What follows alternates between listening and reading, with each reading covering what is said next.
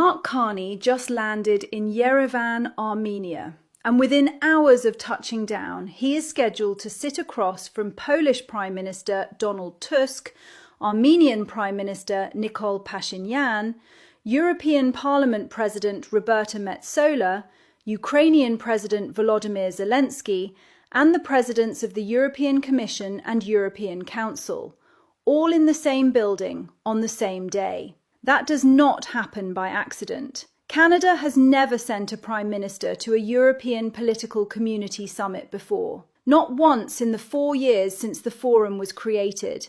And yet here is Mark Carney, the first non-European leader ever invited through those doors, landing in a country that most Canadians could not find on a map for a meeting that officially does not include Canada at all. He is there as a guest. That framing matters enormously, because when you show up as a guest, you are not writing the agenda.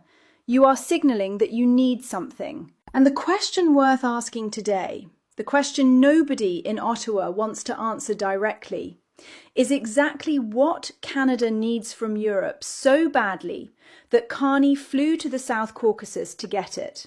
Before we get into that, make sure you subscribe and hit the like button. It helps more people find this kind of analysis when it matters most. Here is the setup. The European political community was born in 2022, weeks after Russia launched its full-scale invasion of Ukraine.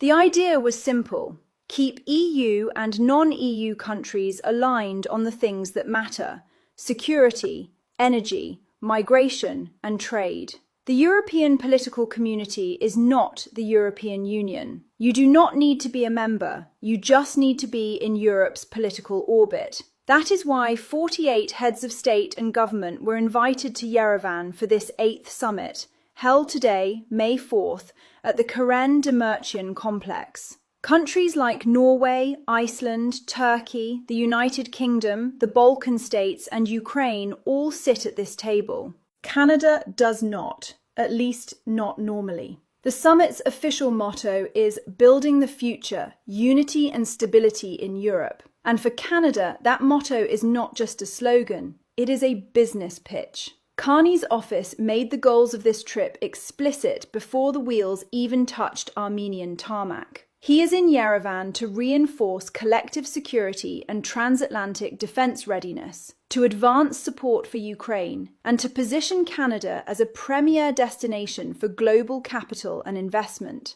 The specific sectors he is promoting: critical minerals, energy, defense, and advanced technologies. In a statement ahead of departure, Carney said that in a more dangerous and divided world, Canada is moving ever closer to its European partners and allies. That line sounds like diplomacy, but strip away the polish and what you get is an admission. Canada is moving closer to Europe because it is moving away from the United States, or at least trying to. This is the story underneath the summit optics. The United States still absorbs roughly 70% of Canadian exports.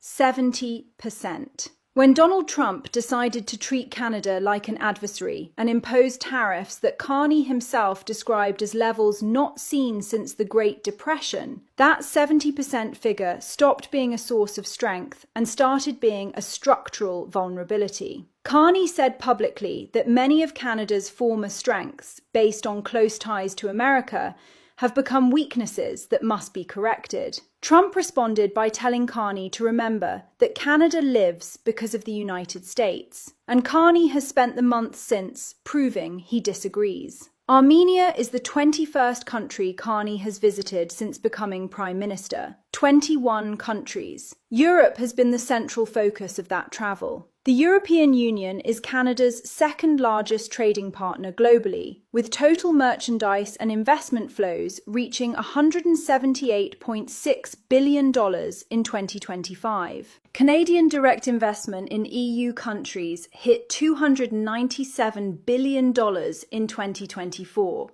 Those are not small numbers, but they are not enough to replace 70% of your export market either. So Carney is not replacing the United States. He is buying insurance against it.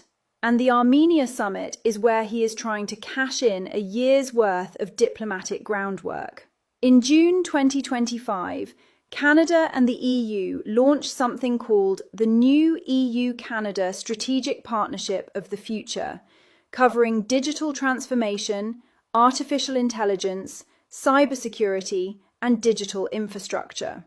At the same summit, they signed the Canada-EU Security and Defence Partnership, a framework that regroups security activities with EU member states under a single political umbrella.